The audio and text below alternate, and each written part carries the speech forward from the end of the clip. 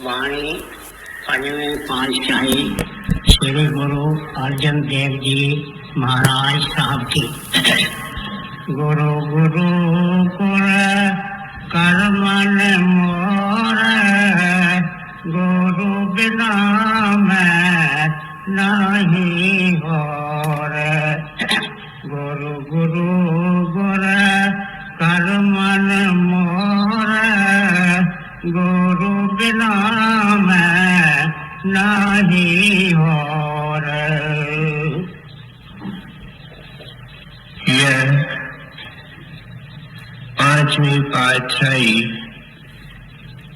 श्री गुरु अर्जन देव महाराज साहब की वाणी है। आप चौथी पातशाही श्री गुरु रामदास जी महाराज के सबसे छोटे सुपुत्र थे,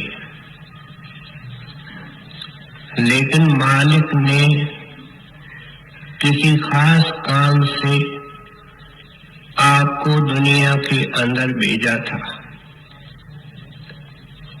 इन्होंने बचपन से पिता को पिता भाव से कभी नहीं देखा। जब भी उसको देखा तो सतगुरु और परमेश्वर के रूप में देखा। अति मुश्किल है बेटे के लिए अपने पिता को इस दृष्टि से देखना। अगर आपकी जिंदगी हम एक लाइन में बयान करना चाहें तो ये कहा जा सकता है कि आज जीवन सारी जिंदगी आपने गुरु से प्रीत की, अंतिम श्वास तक। आप की किस्मत भी ऐसी थी, न सिर्फ गुरु घर में जन्म हुआ, लेकिन गुरु से अलग नहीं रहते थे।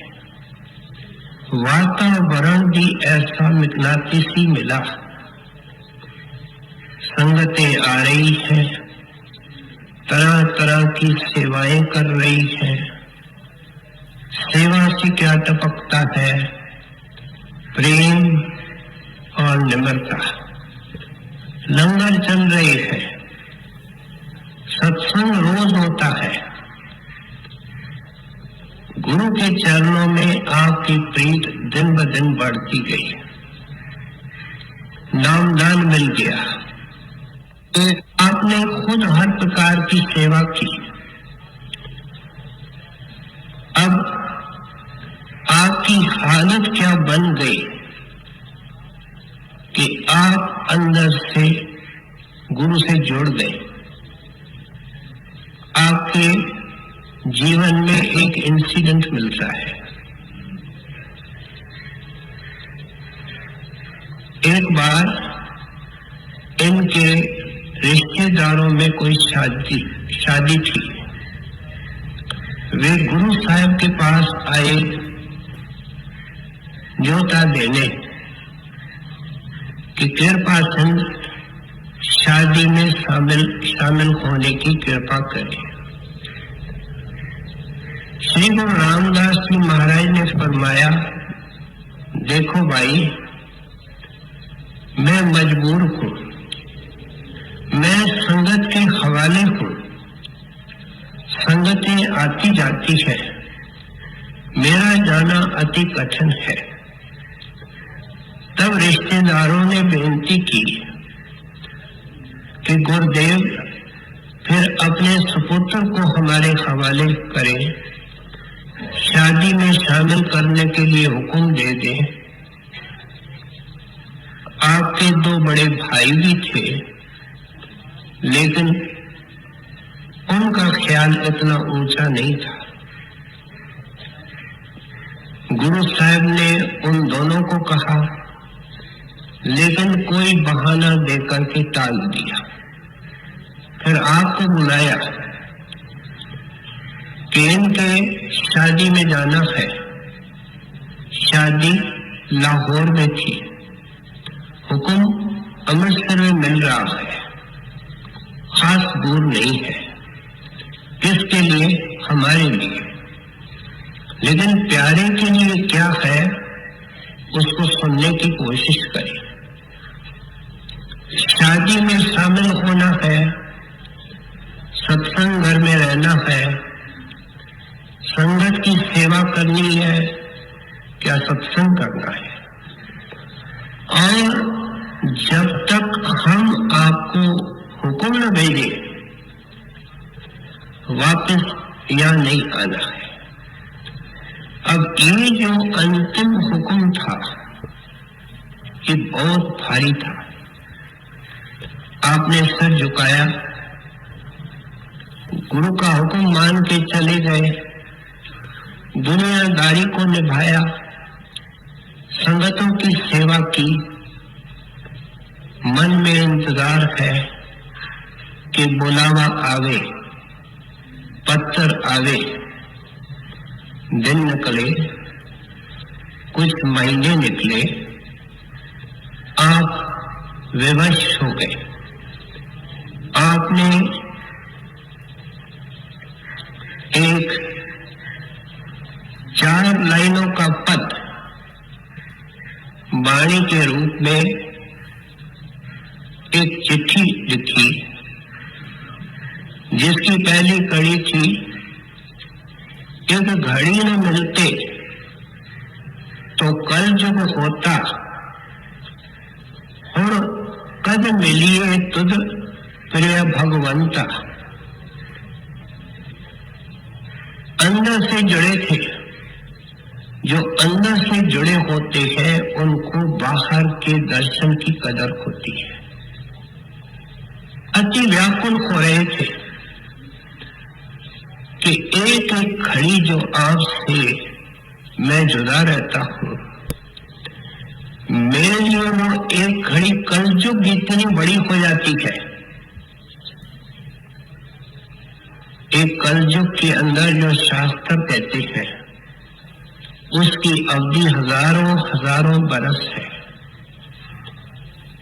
कौन सी शुभ घड़ी होगी ऐ प्यारे मालिक के रूप।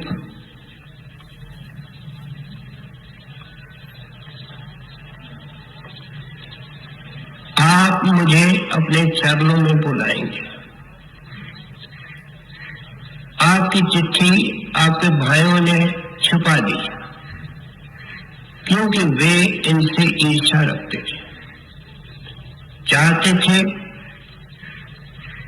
कि ये दूर रहे। कुछ देर इंतजार करके फिर आपने इस लहजे में दूसरी चिट्ठी लिखी, कोई उत्तर नहीं आया। फिर तीसरी चिट्ठी के ऊपर तीसरा नंबर लिखा और सेवादार को कहा, पहले वाली चिट्ठियां तुमने मेरे भाइयों के हवाले की है, ये चिट्ठी गुरुदेव के हाथ में देनी है। जब वह तीसरी चिट्ठी गुरुदेव को मिली तो आपने पूछताछ की कि पहली 2 चिट्ठियां कहां है। सब बात का पता लगा, आपको बुलाया गया। ये सब क्यों हो रहा था? ये सब अंतिम स्टेज था। सोने को अग्नि के अंदर डाल करके कुंदन बनाना था। इतिहास कहता है कि कुछ ही अरसे के बाद गुरु साहब ज्योति ज्योत समाए और इनको सेवा का काम देके गए। आमने साथ संगत की सेवा की, सत्संग, नामदान, कई एक नए नए सेंटर बने। जाते वक्त उन्होंने मानव जाति की एक अद्भुत सेवा की और वह एक ग्रंथ है जिसको सारी दुनिया के अंदर बड़े आदर और श्रद्धा से पढ़ा जाता है, श्री गुरु ग्रंथ साहिब।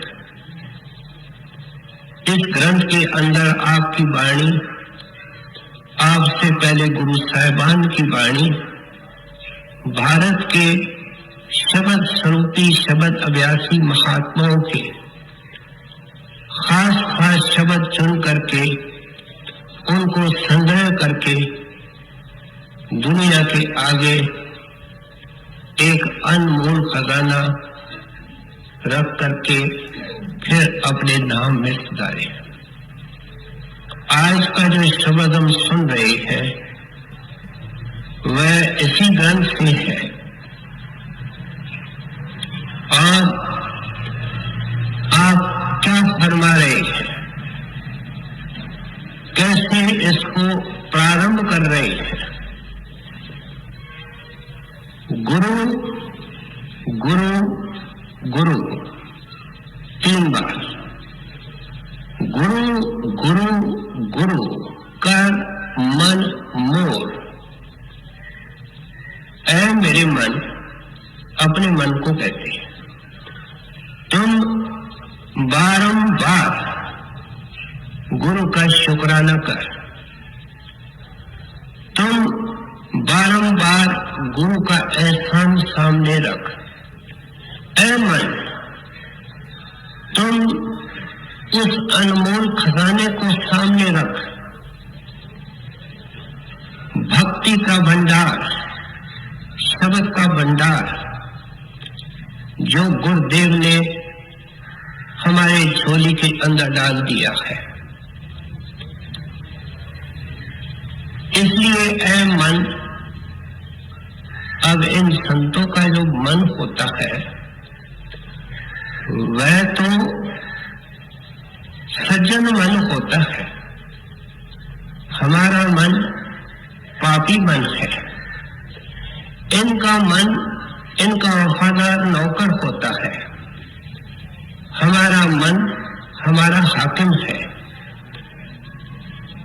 लेकिन हमको समझाने के लिए अप्रत्यक्ष रूप से अपने मन को समझाते हैं कि ऐ मन, तुम बारंबार गुरु का शुक्र कर।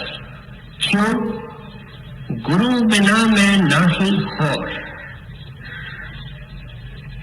गुरु का परोपकार देख कि मैं जहां भी नजर मारता हूं,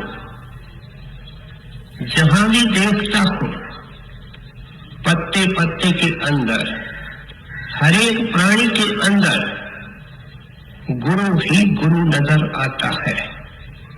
गुरु के बगैर कुछ बचा ही नहीं। अब ये अवस्था कब और कैसे होती है, ये संत मत का एक मूल सिद्धांत है कि परमात्मा का जोहर और नूर कण कण के अंदर है, पत्ते पत्ते के अंदर है, हर एक जीव के अंदर है। लेकिन ये कहा किसने? जिसने देखा, जैसे आप कह रहे, जिन्होंने देखा है उन्होंने ऐसे वचन फरमाए हैं। ऐसी हालत में जाकर के ही लिखा, ना कोई बैरी नहीं बेगाना,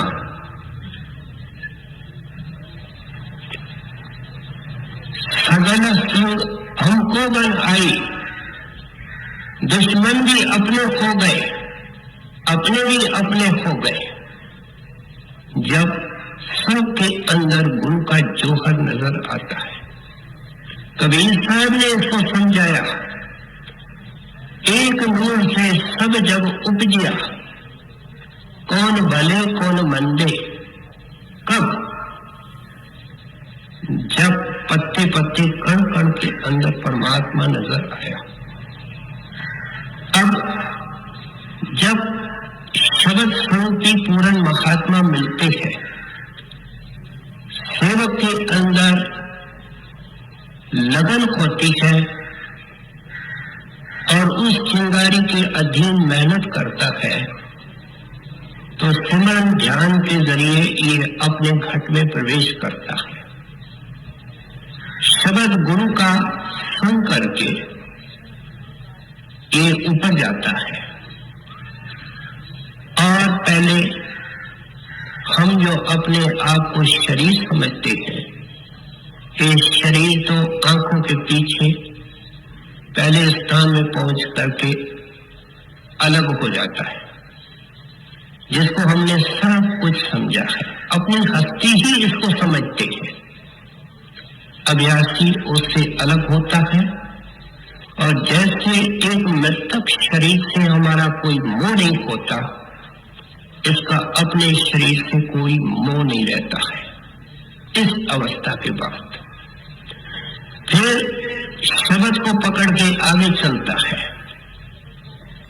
और मन ब्रह्म के अंदर लीन होता है, क्योंकि ब्रह्म का अंश है। आत्मा अब अलग हो गई। आत्मा, मन और तन, ये जो जुड़े हुए हैं, ये कंपाउंड है।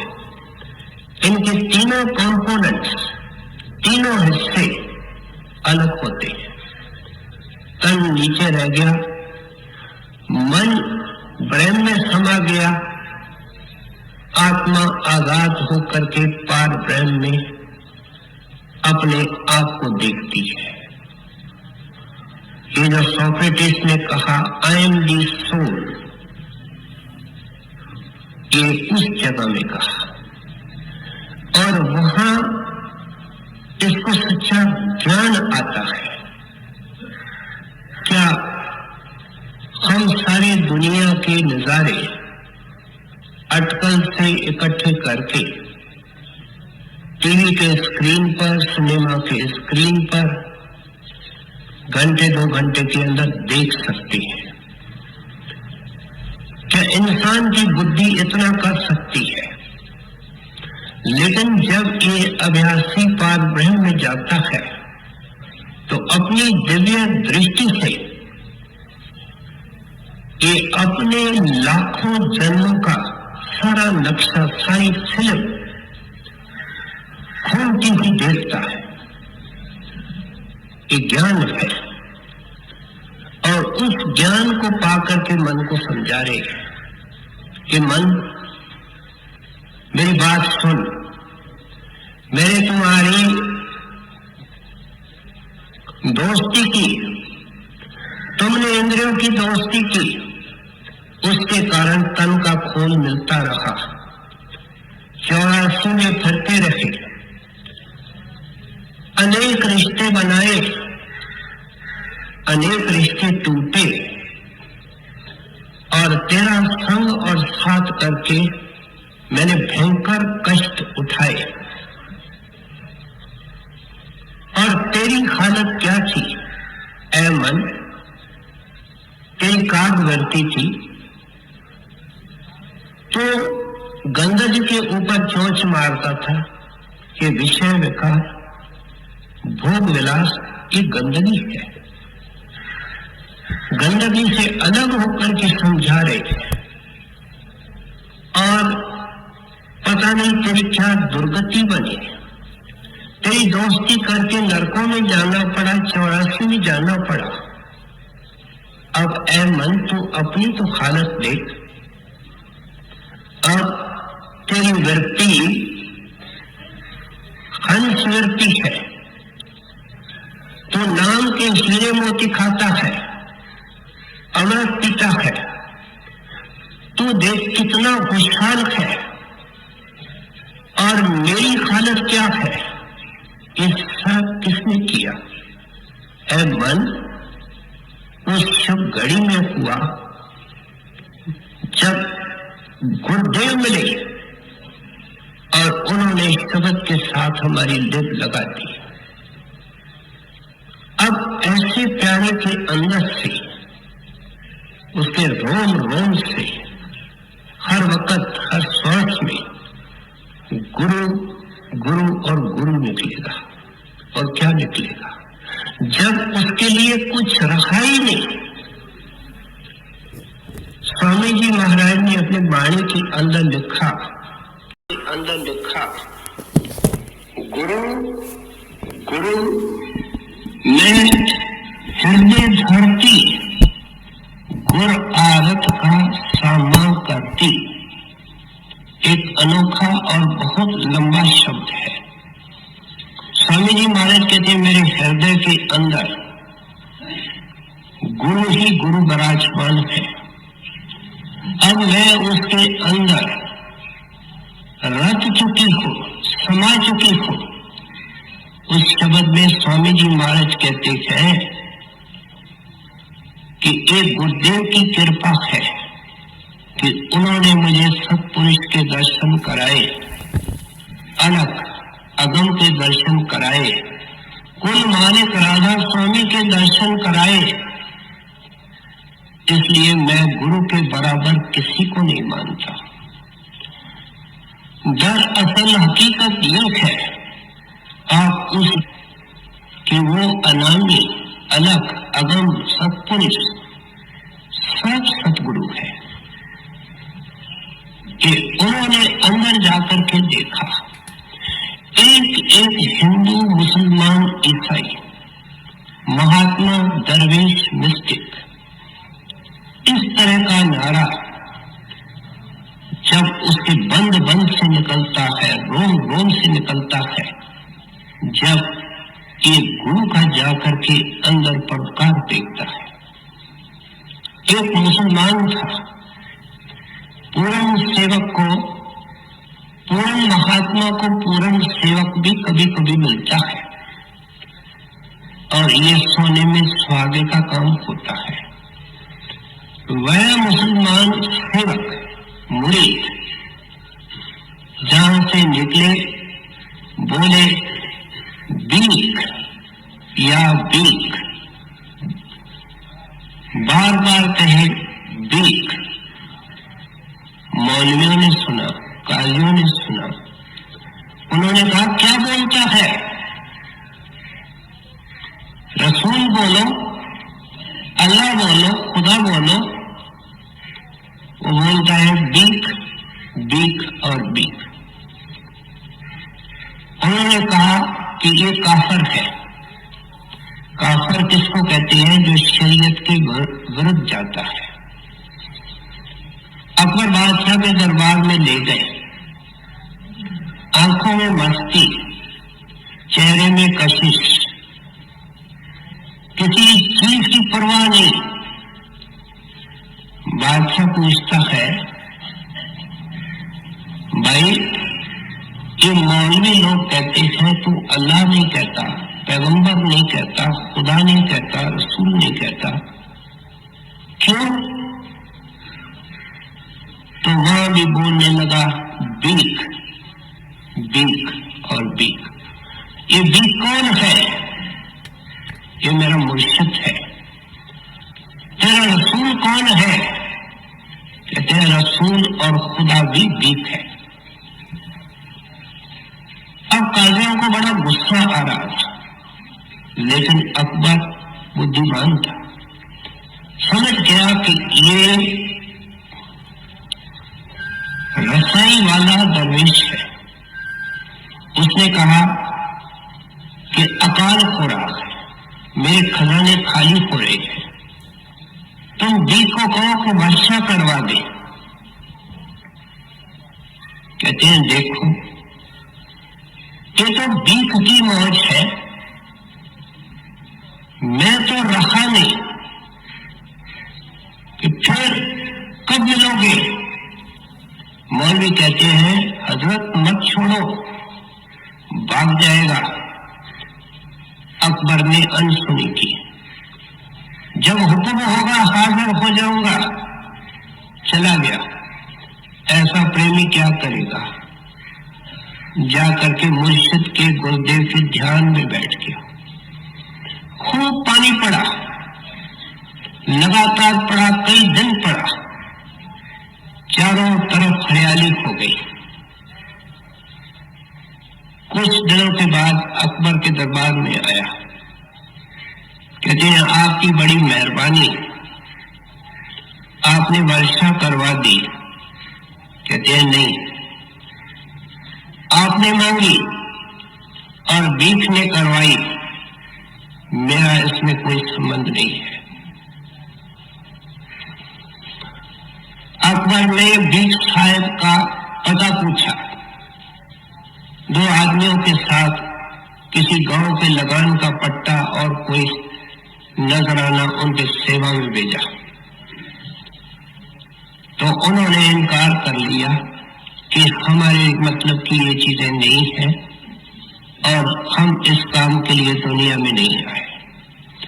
कुछ अरसे के बाद ये प्रेमी सेवक विचरता हुआ मुर्शिद के पास गया। मुर्शिद फरमाने लगे, ऐ प्यारे, तुमने क्या मांगा? वर्षा मांगी, ध्यान में बैठे। कहते हैं महाराज हजरत मैंने नहीं मांगी, बादशाह ने मांगी, आपने करवाई, मैं कहां बीच में आया? तो मुर्शिद कहने लगा जिस वक्त तुम उस भजन में बैठे थे, तुमने मेरा ध्यान लगाया, मेरा ध्यान अपने मुर्शिद में था और मेरे मुर्शिद का ध्यान खुदा में था। अगर उस वक्त तू कहता तो मैं तुझे वली बना देता, दरवेश बना देता। तो वह प्रेमी क्या करता है, बीच के चरणों के पास पड़ी हुई मिट्टी वो हाथ में उठा के कहता है, वली भी आप है, दरवेश भी आप है। हजरत मैं तो आपके चरणों की खाक हूं। बोलता क्या था, भीख भीख भीख। ये सब मिसालें, ये सब वाणी के संदर्भ सिद्ध करते हैं कि जब अभ्यासी की ये अवस्था पैदा होती है कि कण कण के अंदर, हर एक प्राणी के अंदर ये परमात्मा का एक नियम है कि अगर ये हालत अपनी बनानी है तो पहले मुझे अंदर में देखो। जो अंदर में मुझे प्रकट करेगा उसके लिए मैं बाहर प्रकट होता हूं। जो अंदर में अंधा है वो बाहर भी अंधा है, उसके लिए मैं न अंदर में हूं न बाहर में हूं। अब गुरु साहब ने अपने मन को समझाते हुए ये वाणी क्यों लिखी? हमको समझाने के लिए कि ऐ रोते हुए इंसान, ऐ भटकते हुए बंदे, तुम ऐसे शब्द स्वरूपी शब्द अभ्यासी महात्मा की तलाश कर उनके चरणों के अंदर निम्रता और श्रद्धा से बैठ, बड़े अदब से ये विनती कर, महाराज आपकी लेव उस परमात्मा से कैसे लगी, आपकी तार उस परमात्मा से कैसे जुड़ी? कृपा सिंह, मेरी टूटी हुई तार अपनी दया से उस परमात्मा से जोड़ करके मेरे जन्म मरण को खत्म करते। ये है भावना। जिस भावना से प्रेरित होकर के गुरु साहब कह रहे थे अपने मन को, और क्यों कह रहे थे हमने अच्छी तरह सुना कि हम भी ऐसे गुरु की तलाश करके, गुरु के बन करके उनके शिक्षा दीक्षा का अमल करके इस अवस्था में जाकर के जन्म मरण से छुटकारा पा ले। ये है संतों का विषय, ये है वाणी का विषय। कैसे ये मकसद पूरा होता है, इसको आप आगे चल करके विस्तार से खोल के समझाते हैं। गुरु गुरु गुरु कर मन मोर, गुरु बिना मैं नहीं होर। कुर्की रहो दिन रात, जाति कोई ना मेटा। कहते हैं अंदर जाने से पता लगता है कि गुरु दाता है। जगत भिखारी फिरत है, सबको दाता राम। स्वामी जी महाराज ने लिखा, गुरु है दाता गुरु है दानी, गुरु आराधो चंचल प्राणी। एक दाता है, एक दानी है।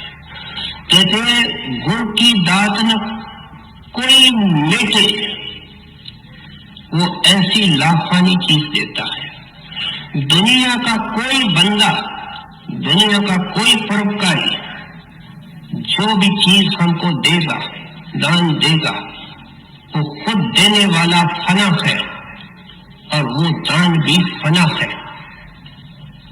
मौत के वक्त मदद नहीं करता, आगे नहीं चलता।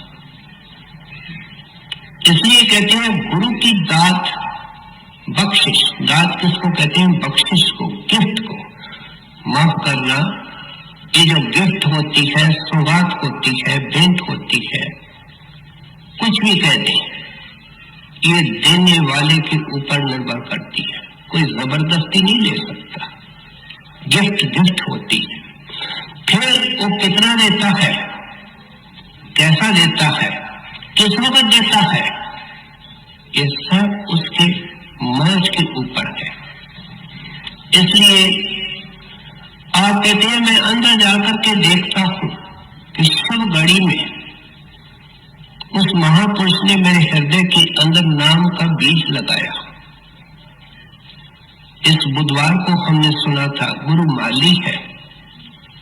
नाम का बीज, प्रेम का बीज, शब्द का बीज एक ही बात है।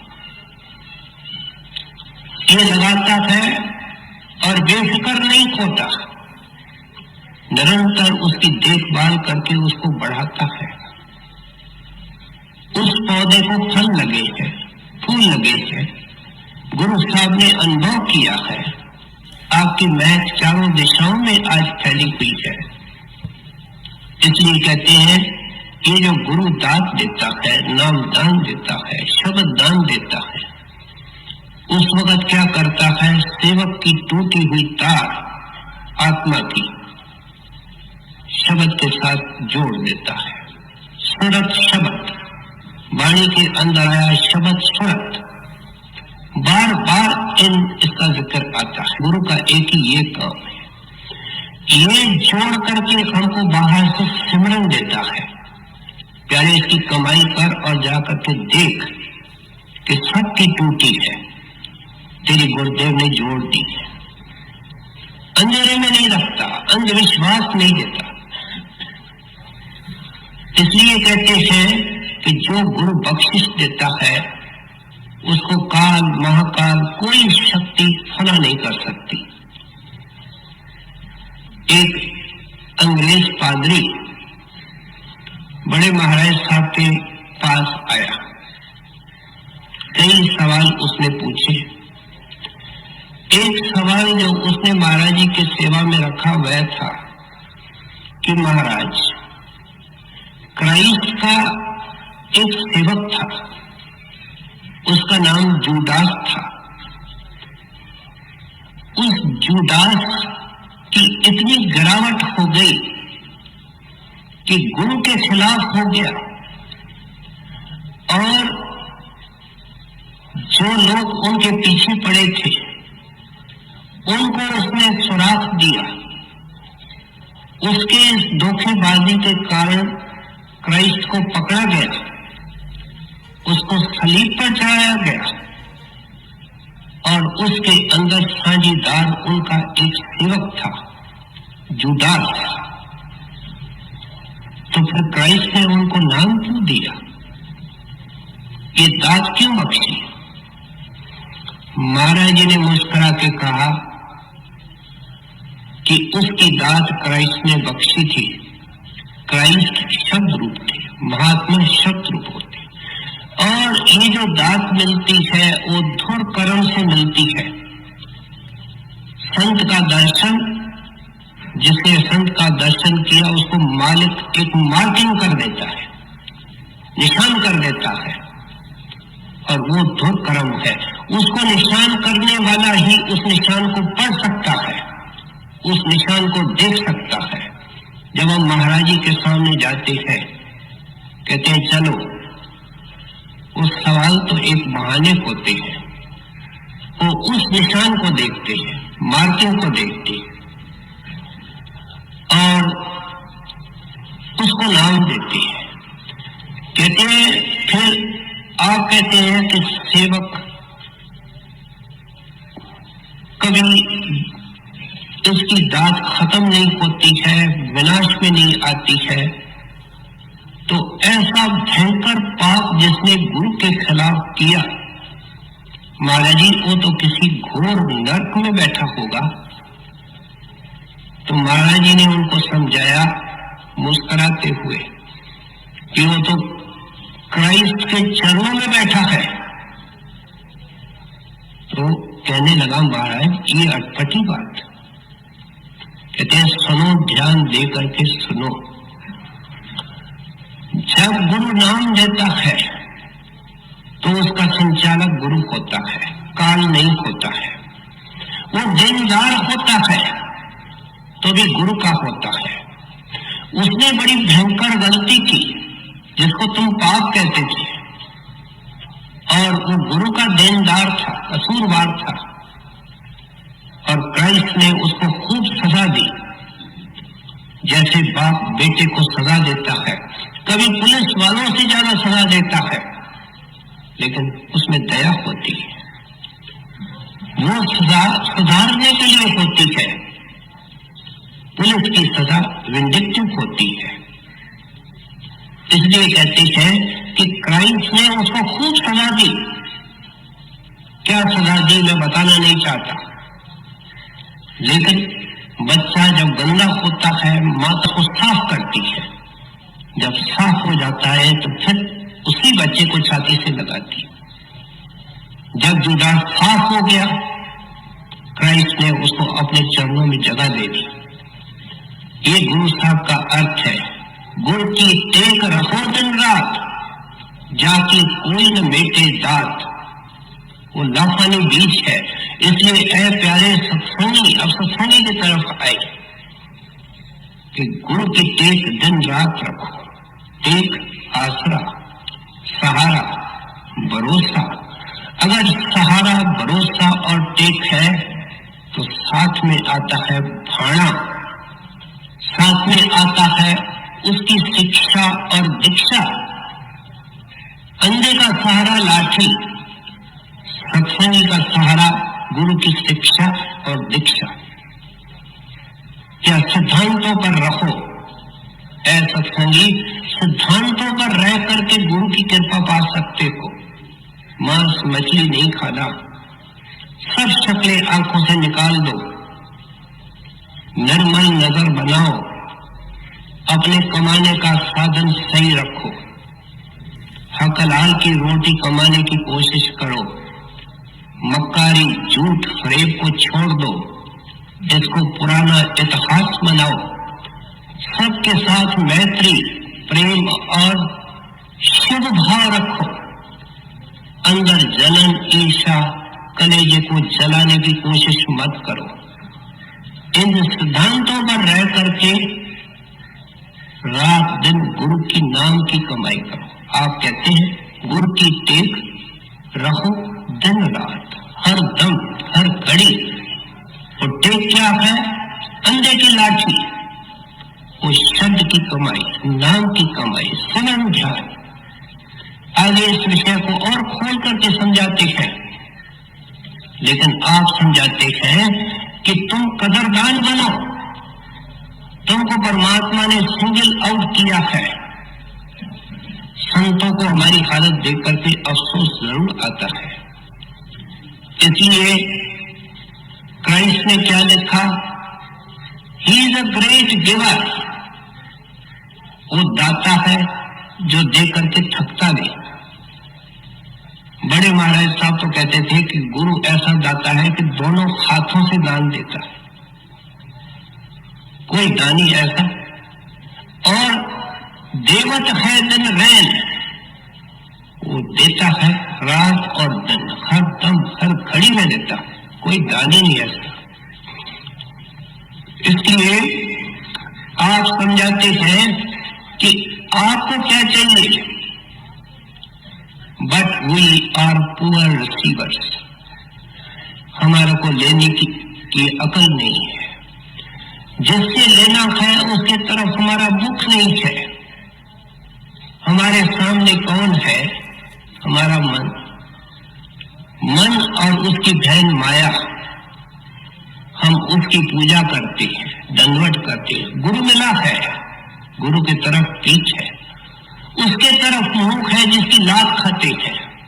लात भी ऐसी जबरदस्त कि 84 में ले जाती है, कुत्ता बिना बना देती है, उसके पांव चूमते हैं। कहते हैं प्यारे, अब उसका ध्यान करो, उसको याद करो जो तेरा है, तेरा बन सकता है और सदा तेरे के लिए तेरा रह सकता है। और वो क्या है, गुरु का नाम, उसकी शरण पकड़ो, उसकी टेक पकड़ो। एक आदमी डूबता हुआ सागर के अंदर डुबकियां खाता है, उसको शैतीर मिलती है, जान को बचाने के लिए कैसे उसको पकड़ के रखता है। ऐसे ये तुम्हारी शैतीर तुम्हारा नाम है। इस नाम और गुरु में फर्क नहीं है, इसको पकड़ के रखो। गुरु साहब कदम कदम करके हमारे को समझा रहे हैं कि तुम बहुत किस्मत वाले हो, तुमको गुरु मिल गया, नाम मिल गया, अमिट दात, अमर दात बख्शिश हो गई। लाभ उठाने की कोशिश करो। कैसे लाभ उठाएं, सिलसिलेवार समझा रहे हैं। गुरु की टेक रहो दिन रात, जाके कोई ना मैं साथ। गुरु परमेश्वर एको जान, ज्योतिष भाव सो परवान। अब ये कौन कह सकता है जो अंदर देख चुका है? सारे शास्त्र, सारे महात्माओं ने शास्त्र बनाए, शास्त्रों ने महात्मा नहीं बनाए। सारे महात्मा कहते हैं कि गुरुदेव और परमेश्वर की एकता है, सच्चे गुरु की, पूरे गुरु की महिमा वाणी में है। आपने तो इस ग्रंथ के अंदर कोई शायद आपको एक पत्रा भी मिले जिसके अंदर आपने ये नहीं लिखा है। एक और जगह लिखते हैं, मेरा गुर परमेश्वर सुखदाई। मैंने देखा है अंदर जाकर के, भाई मेरी बात को मानो कि गुरु और परमेश्वर में कोई फर्क नहीं है। क्या ये चाहते हैं? इन वाणी के पीछे बड़े राज होते हैं कि ये सुनने वाला पहले गुरु को परमेश्वर माने, अकल बुद्धि से माने, इंटेलेक्चुअली माने। कई बातें जो हमने नहीं देखी है वो इंटेलेक्चुअली हम मानते हैं। बच्चों को किताबों में पढ़ाया जाता है, हम बड़े हो चुके हैं, एक बात पढ़ाई जाती है कि पृथ्वी गोल है। अब हमको गोल नजर आती है। ऊंचे में ऊंचे पहाड़ पर चले जाओ तो धरती फ्लैट नजर आती है, सीधी नजर आती है। लेकिन जब एस्ट्रोनॉट्स चंद्रमा पर गए, उन्होंने वहां चित्र खींचे पृथ्वी के, तो सारे चित्र गोलाकार आए। उन्होंने चित्र छपवाए, अखबारों के अंदर डाले, हमने देखे और हम विश्वास करते हैं कि हालांकि हमको धरती गोल नजर नहीं आती है, लेकिन धरती गोल है। इस तरीके से ये जो कहते हैं गुरु परमेश्वर एको जान, ये क्या है? ये चित्र है। उन्होंने देखा है और बता रहे हैं।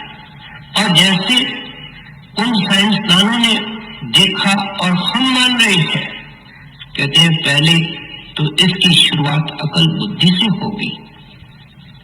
अब अगर ये अकल बुद्धि से मान ले कि गुरु और परमेश्वर एक है और गुरुदेव मेरे को हरदम देख रहे हैं।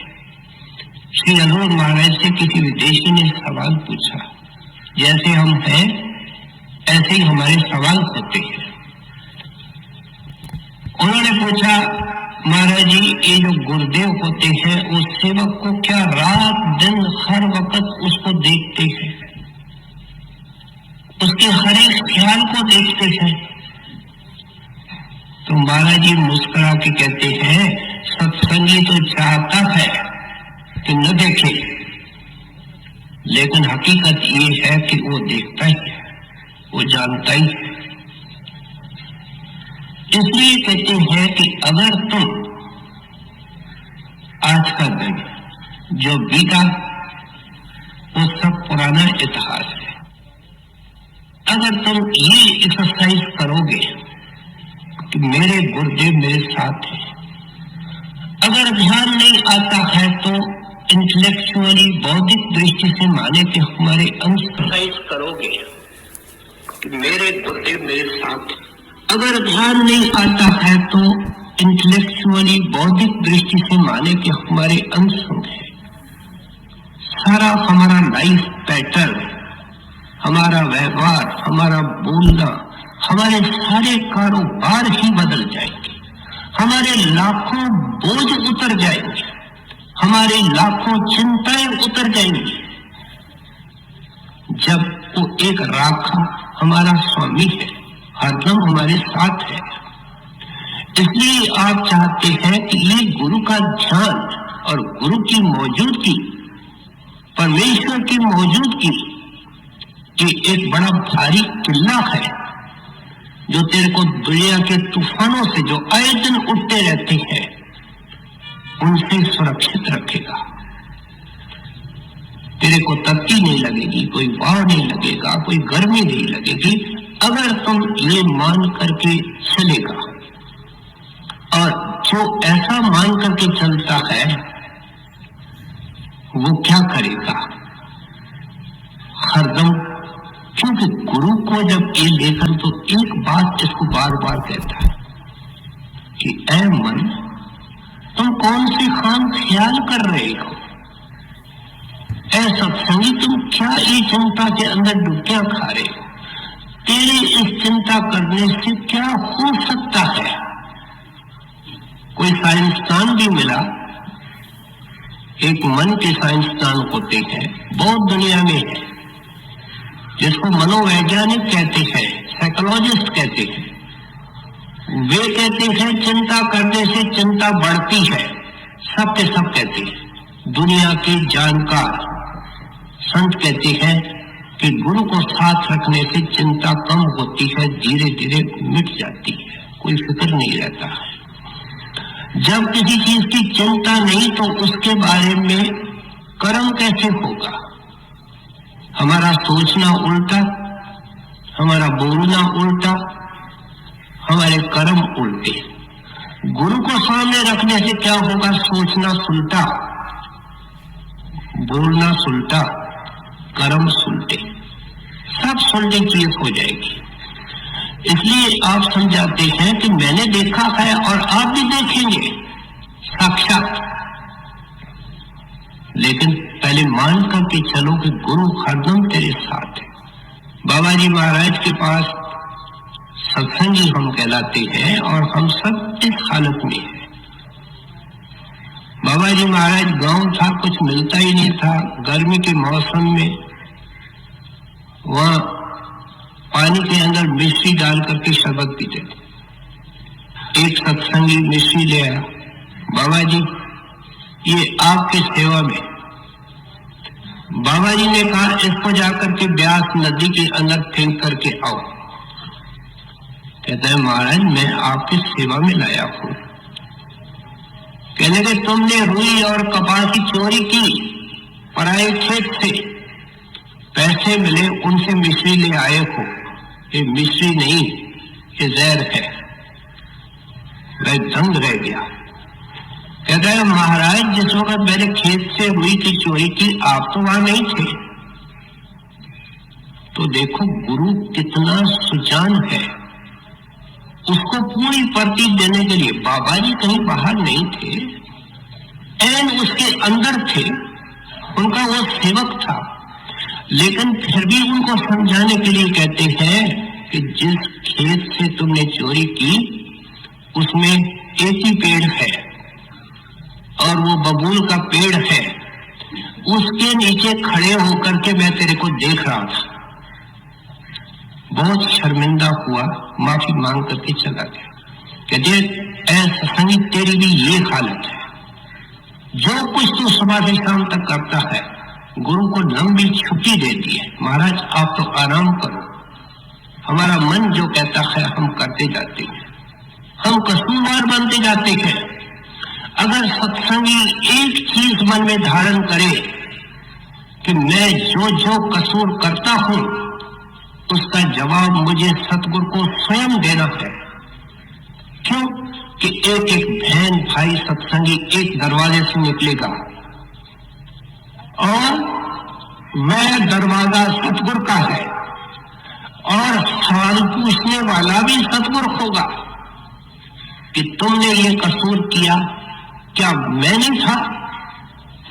उस वक्त तेरे को बड़ा शर्मसार होना पड़ेगा, दुखी होना पड़ेगा। आपकी भावना ये है कि हरदम गुरु की मौजूदगी समझो, आपकी जिंदगी बहुत कुछ हल्की हो जाएगी।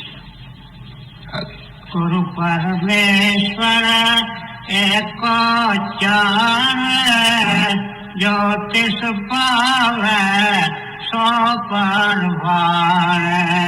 गुरु चरणी जा कामन लागे, दुख तरत ब्रह्मता कपागे। अब फरमा रहे हैं कि जो गुरु के चरणों में जाता है, जैसे हम गुरु के चरणों में गए हैं, चरणों में जाना, उनकी शरण लेना, उनकी ओट लेना। लेकिन यहाँ एक आप बड़ी ऊंची बात कह रही है कि जो सही रूप से ओट लेता है, शरण लेता है, चरणों को पकड़ता है, क्या होता है? दुख दर्द भरम ताका भागा। हमारा दुख, हमारा भरम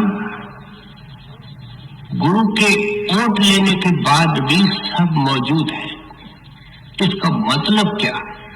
इसका मतलब ये है कि ये कोई और चरण है और ये नूरानी चरण है। संतों के वाणी के अंदर जो महिमा आती है वो अंदर के चरणों की आती है। गुरु के चरण धोए धोए पिया, ये अंदर के चरण है। ये अंदर के चरण कैसे मिलते हैं? जब आंखों से ऊपर अभ्यास करके हम अंदर जाते हैं तो गुरु प्रकट होता है। कोई कहेगा भाई चरण क्यों कहे गए? ये दीनता के ख्याल से, क्योंकि शरीर का जो सबसे निचला भाग है वो चरण है। इन पे मिट्टी लगती है, धूल लगती है, सारे शरीर का भार लेते हैं। इसलिए संतों ने निम्रता के भाव से जब भी सतगुरु के स्वरूप का जिक्र किया तो सतगुरु के चरणों का जिक्र किया। अब ये अंदर के चरण जिनके दर्शन करने से जन्मों जन्मों की मैल उतर जाती है, अंधेरा दूर हो जाता है, वे हमको कैसे मिल सकते हैं? तुलसी साहब एक दोहे के जरिए समझाते हैं। आप फरमाते हैं, छन छन सुरत संभार लाज दृक के रखो। सत्संगी एक शुभ घड़ी में गुरु ने तुझे नाम दिया था और तुझे कहा था कि 2-3 घंटे बैठना है और हर दम इसका सिमरन करना है। छोटी सी शिक्षा थी, तुम करते हो, नहीं करते हो इसलिए तुम दुखी हो। क्षण क्षण सुरत संभाल लार देते रहो। कहते हैं 1-2 घंटा बैठ करके तेरा फर्ज पूरा नहीं होता है। श्वास श्वास में अपने ख्याल को आंखों के बीच में टिका करके रखो। जहां बिंदी लगाई जाती है, जहां थिंकिंग सेंटर है, जहां आंखों का मरकज है, आई फोकस है, वहां अपने मन का आसन लगाओ। जैसे हम आसन लगा के यहाँ बैठे हैं तो उस जगह पर बैठे हैं, इस तरीके से अपने मन की वृत्ति, मन का ख्याल आंखों के बीच में टिका करके रखो। सिमरन किस लिए है कि फुरने बंद हो जाए। और ये नरक का जमाना इसलिए है कि स्थिरता आवे, एकाग्रता आवे। क्षण क्षण सुरत संभाल लार दब के रखो। ऐसा सिमरन मुकम्मल करो, ऐसा ध्यान मुकम्मल करो। फिर आगे फरमाते हैं, कई शर्तें निभा करके अंदर का स्वरूप प्रकट होता है। तन मन दर्पण मांझ साज सूरत से गहो। कहते हैं तन और मन को आईने के तरह चमकाओ। अगर आईने के ऊपर परत आती है, परत के ऊपर परत आती है, शक्ल अंदर है लेकिन नजर नहीं आती है। पता नहीं ये हम कितने गुनाहों की गठरियां लेकर के आए हैं, इनको गिराने के बजाय और इसके अंदर जोड़ रहे हैं। कितने दुख, कितने अफसोस की बात है। महात्माओं को कितना हमारा दुख सताता है। वो कहते हैं अपने आप को हल्का करने के बजाय क्यों भारी कर रहे हो प्यारे। इसलिए क्या कर, अपने तन और मन को आईने की तरह निर्मल कर, इसको साफ करने की कोशिश कर। तन साफ कब होता है? जब इस तन के द्वारा सेवा की जाती है। आगे बताते हैं, जब इस तन के द्वारा किसी को सुख पहुंचाया जाता है, जब इस तन के द्वारा हम भजन बैठते हैं और हमारे हाथ पैर सुन होते हैं, हमारे शरीर के अंग ठंडे होते हैं, ये क्या है? ये सब तन के द्वारा, ये तन को साफ करने के लिए है। ये हाथ सारी शास्त्र कहते हैं मिले हैं परमात्मा को नमस्कार करने के लिए, लोगों को नमस्कार करने के लिए। क्यों? कि हर एक के अंदर परमात्मा है। ये हाथ मिले हैं किसी की मदद करने के लिए, ये हाथ मिले हैं साथ संगत की सेवा करने के लिए। इन हाथों से तू मारपीट करता है, चोरी करता है, तो क्या होता है? तेरा तन भी मैला होता है, मन तो मैला होता ही है। इस तरीके से कहते हैं तेरे को पांव मिले थे, चल करके किसी का परोपकार कर, साथ संगत की सेवा कर। हकलाल की रोटी कमाने के लिए पांव को चला, चोरी ठगी बेईमानी धोखाधड़ी करने के लिए पांव से काम लेते को। ये शरीर और मैला होता है। जुबान से सत्संगी होकर के सेवादार दो खड़े हैं, उनको ये पता नहीं है कि गुरु अंदर हमको देख रहा है। खड़े क्यों हैं? गुरु की सेवा करने के लिए। कर क्या रहे हैं? निंदा। क्या कर रहे हैं? जुबान को गंदा कर रहे हैं। जिस जुबान से गुरु ने उनको सिखाया प्यारे स्मरण करना है, किसी की महिमा करना है, किसी को प्यार के वचन कहने से, कहते हैं तुम इंद्रियों को मिसयूज करके उनको गंदा कर रहे हो। इस तरीके से ये तन मन साफ होता है। तन मन दर्पण मांझ साज सूरत से गहो। आत्मा का श्रृंगार, अलमारी भरे हुए, वस्त्र, गहने। कहते हैं आत्मा का गहना है तुम्हारे पास? आत्मा का गहना क्षमा, आत्मा का गहना दीनता, ये है तुम्हारे पास गहने? तुम्हारी जोहर, तुम्हारी असलियत आत्मा है। उसके सिवाय क्या लगन लगे लखवार, सार तब पाया अड़े हाँ तुलसी, संत चरण की दूर नूर दर्शाया। कहते हैं उन चरणों से बेहिसाब अमृत बह रहा है, बेहिसाब प्रकाश निकल रहा है, वो रेडियंट हीट है, उनके अंदर से अमृत का भंडार निकल रहा है। लेकिन कहते हैं एक और शर्त, लगन लगे लखवार। बच्चा जोर लगाता है, कोई काम करने की कोशिश करता है, ना कामयाब होता है तो क्या करता है? रोता है। रोने के साथ माँ को आवाज देता है। कहते हैं इस तरीके से तुमने भजन किया।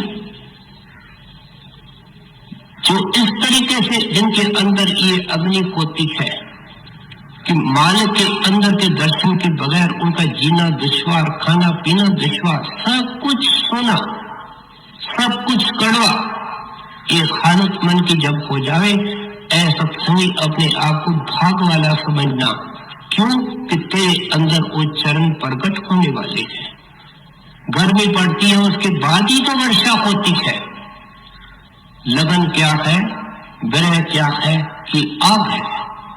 खुशकिस्मत हो ऐ इंसान अगर तुमको कुछ भी नहीं भाता है, गुरु के अलावा और कुछ नहीं सुहाता है, उसके दर्शन के सिवाय तेरे को और कोई प्यास नहीं है।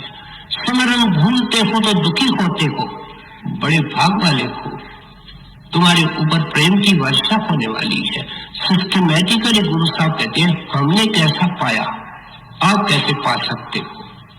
गुर चरणी क्या कामन लागे, दुख तरत ब्रह्मता कपागे। गुर की सेवा पाए मान, गुरु पार सदा कुर्बान। गुरु की सेवा तो ब्रह्मा विष्णु भी नहीं कर सकते, क्योंकि वो कुल मालिक है, सबको देने वाला। ये जो हमारे आत्म कल्याण है कि आत्मा को तन और मन के फंदों से आजाद करना, गुरु की शिक्षा दीक्षा के अनुसार महात्माओं ने उदारता से इसको गुरु की सेवा कहा है। ये सेवा तन की, मन की, धन की, इसलिए कि चित्त निर्मल हो जाए, धन सफल हो जाए और ये मन साफ हो जाए, हल्का हो जाए, और फिर सेवा करें सुरत शब्द की, भजन करके अपने ख्याल को अंदर के चरणों से जोड़ना। कहते हैं जो ये गुरु की सेवा करता है, ये तो हमारी अपनी सेवा है, लेकिन महापुरुष कितने उदार है, जिस गुरु की कोई ब्रह्मांडों के अंदर सेवा नहीं कर सकता। हमारे आत्म कल्याण का नाम रखा है गुरु की सेवा। गुरु की सेवा का अर्थ अच्छी तरह एक बार हृदय के अंदर बिठाना चाहिए। कहते हैं जिन्होंने गुरुदेव की सेवा की उन्होंने मान पाया। देखो आपको कितने आदर और प्रेम से दुनिया देखती है, न केवल आपको लेकिन इस ग्रंथ को कितने आदर और श्रद्धा से सारी दुनिया के अंदर पढ़ा जाता है। कारण एक वह कौन सा कि आपने अपने गुरुदेव की सेवा की, तन मन धन सब गुरु को सौंप दिया।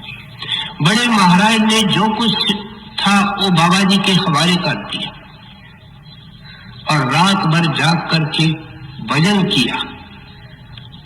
उन्होंने गुरु की सेवा करके गुरु की प्रसन्नता पाई और उनका नतीजा आज लाखों लाखों इंसान दुनिया के कई देशों में लाभ उठा रहे हैं। विलायत जिनके 100 पीढ़ियों ने शराब पी, 100 पीढ़ियों से मांस खाते हैं, आज शाकाहारी है, पाप करने से डरते हैं। जिस तरह हम जमीन पर बैठते हैं, सुबह को उठ करके बैठते, वो कुर्सी और सोफा के बगैर कभी जिंदगी में नहीं बैठे। कहते एक महापुरुष की सेवा, अपने गुरुदेव की सेवा, एक छायादार पेड़ जिससे निकला वो एक छोटा सा बीज, उसके नीचे लोग छाया में बैठे अपनी जिंदगी सफल कर रहे हैं। कहते जो सेवा मिलती है उस सेवा से फायदा उठाओ। सेवा गुरु के निमित्त करो, सेवादार के निमित्त, इंचार्ज के निमित्त, किसी प्रबंधक के निमित्त नहीं करनी है, क्योंकि वो खुद मजबूर है।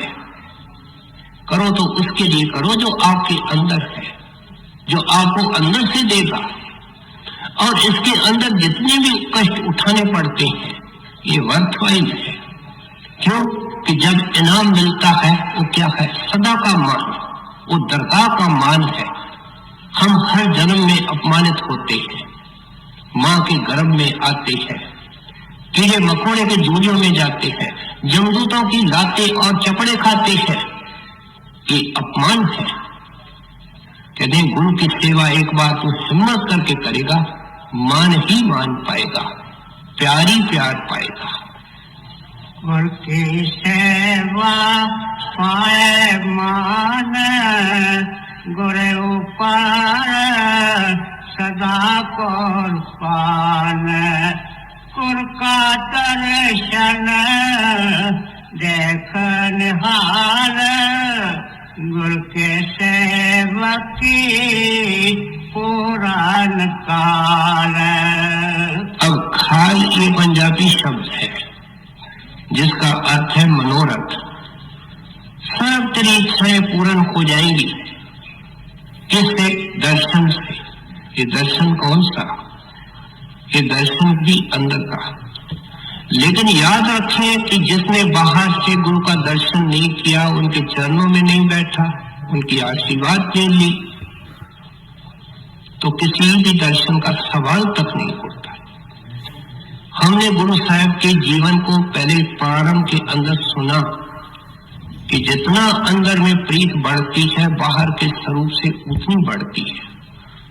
बड़े महाराज से किसी ने पूछा कि जो सत्संगी अंदर चला जाता है, हरदम अंदर बाहर गुरु उसके साथ हो जाता है, उसकी प्रीत अंदर वाले स्वरूप से ज्यादा होती है कि देह स्वरूप से ज्यादा होती है? महाराज जी का जवाब सुनिए, कितना महा मनोहर जवाब है। हजूर ने फरमाया, मिश्री को जिस तरफ से खाओ मीठी है।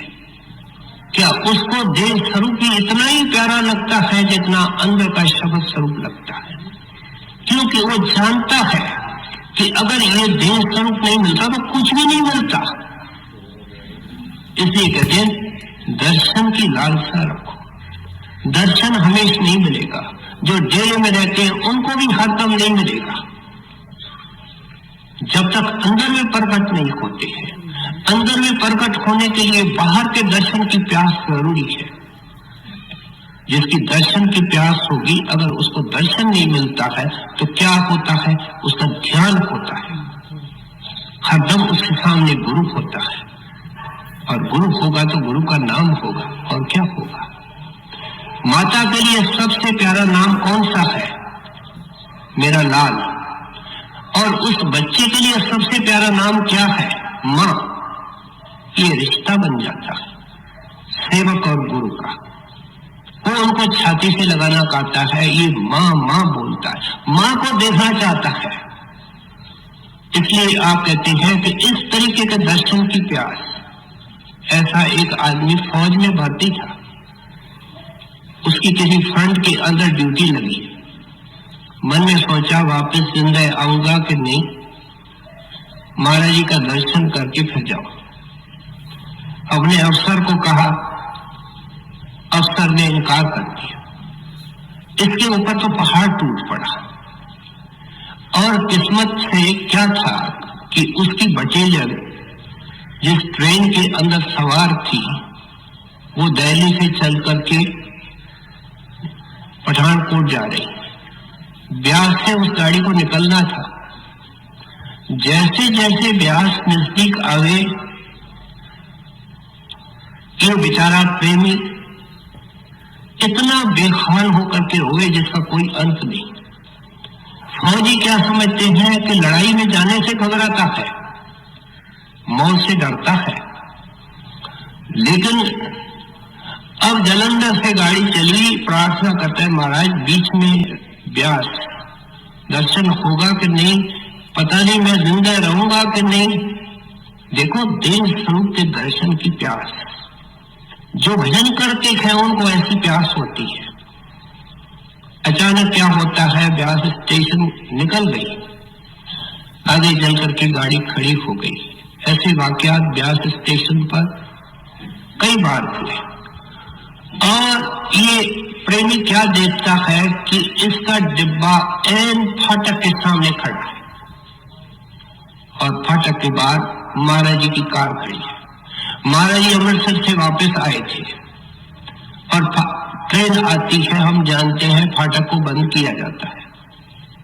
ये ट्रेन से उतरा, महाराज का दर्शन किया और बड़े हल्के मन से गया। एक बार महाराज जी सफर कर रहे थे, उनके साथ डिब्बे के अंदर कोई खास महाराज जी के सेवादार थे। क्या देखते हैं कि रात को 1-2 बजा है और महाराज जी उठे हैं और उठ करके कोई स्टेशन छोटे आने वाली है, डिब्बे का दरवाजा खोलते, ट्रेन खड़ी होती है, महाराज नीचे उतरते हैं। एक आदमी बड़े जोर से दौड़ लगाता हुआ आ रहा है, रात को 1-2 बजे, और वो आकर के महाराज जी का दर्शन करता है। कहता है, महाराज जी आप डिब्बे से नीचे क्यों उतरे? कहने भाई तुम इतने मीलों से दौड़ करके आए हो, मैं 4 कदम भी नीचे नहीं उतरूं, अब उसको पता कहां से चला? अंदर से। जो अंदर जाते हैं उनको सब पता लगता है। बड़े महाराज जी सिंध के अंदर आने वाले थे, उनकी मोटर एक इलाके से निकली। वहां क्या देखा जाता है, कई फकीर कमाई वाले सड़क के किनारे खड़े हैं। महाराज जी को भी पता था, मोटर खड़ी करी, बड़े प्यार से उनको मिले और नाचने लगे कि खुदा की मोटर निकल गई। कहते हैं ये है दर्शन, ये है दर्शन की प्यास। बाबा जी महाराज चिट्ठियों के अंदर लिखते हैं कि कलयुग के अंदर हृदय को साफ करने के लिए सबसे उत्तम साधन अगर कोई है तो दर्शन की प्यास।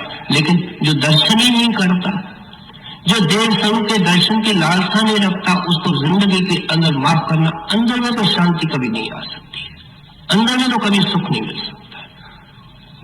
दर्शन की प्यास के अंदर एक प्यारा पिघलता है।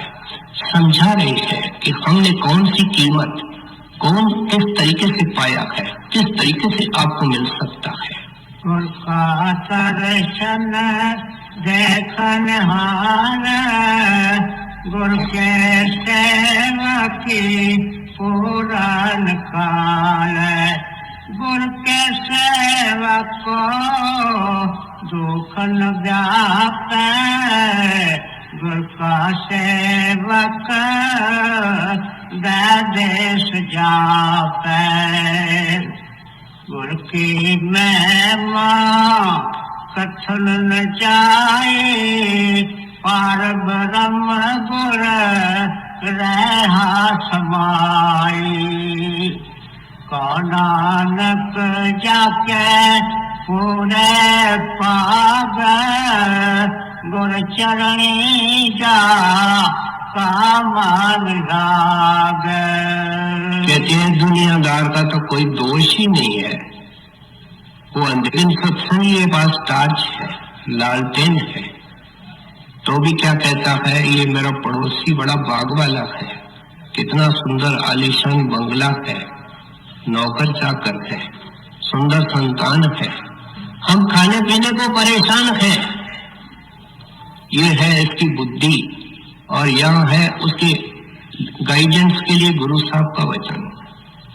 कहते हैं वो खुश किस्मत है जिसको गुरु मिलता है, जिसको नाम मिलता है, क्योंकि उसका भविष्य उज्जवल हो जाता है।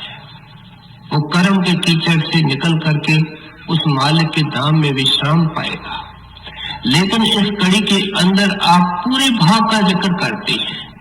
एक भागों की शुरुआत होती है, दूसरी भागों की शिखर होती है। एक भाग होते हैं, एक पूरे भाग होते हैं। कहते हैं भागों से सतगुण मिलता है। दुनिया की हर एक चीज मिल सकती है, जो भी मिलेगी वो फानी है। कहते हैं लाफानी तो एक शब्द है और गुरु शब्द रूप होता है। इसलिए कहते हैं सब कुछ मिल सकता है, तुमको सब कुछ अब तक मिला है, जो मिला है वो फना मिला है, लाफानी नहीं मिला, अमर नहीं मिला। इसलिए कहते हैं शुरुआत तब होती है जब गुरु के चरण मिल जाते हैं, सहारा मिल जाता है, प्यार मिल जाता है। और भागों की शिखा क्या पूरे भाग कब होते हैं? जब अंदर में गुरु का दर्शन होता है। कह नानक जिनको सतगुरु मिलिया, तिनका लेखा निबिड़िया। कहते हैं जब इसको गुरु मिलता है, लेखे खत्म होने का फैसला हो जाता है। लेकिन जब ये अंदर जाता है तो लेखा खत्म वास्तव में हो जाता है। क्या ये वापस दुनिया में आना जाना इसका नहीं होता है? बड़े सुंदर तरीके से गुरु साहब ने अपने अनुभव के द्वारा हमको समझाया कि इस अनुभव का लाभ उठा करके तो भी अपनी जिंदगी सफल कर सकता है। तो नानक जाके पूरे पाग, गुरु चरणी का मान लाग। राधा